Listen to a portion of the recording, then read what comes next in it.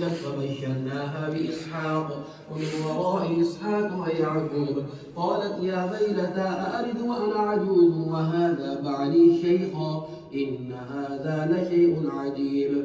قالوا أتعجبين من أمر الله رحمة الله وبركاته عليكم أهل البيت إنه حميد مجيد. فلما ذهب عن إبراهيم الروع وجاءته البشرى يجادلنا في قوم لوط إن إبراهيم لحليم أواه منيب.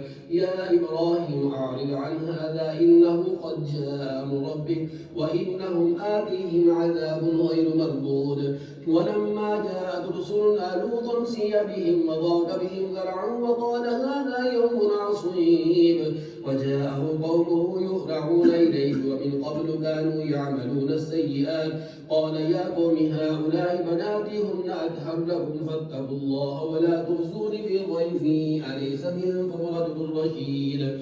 قالوا لقد علمت ما لنا في بناتك من حق وإنك لتعلم ما نريد.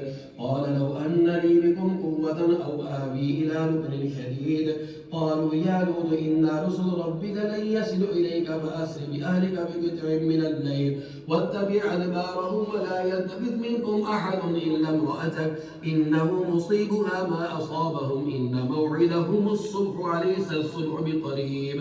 فلما جاء أمرنا جعلنا عاليها سافلها وأمطرنا عليها حجارة من سجيل منضود مسومة عند ربك وما هي من الظالمين ببعيد.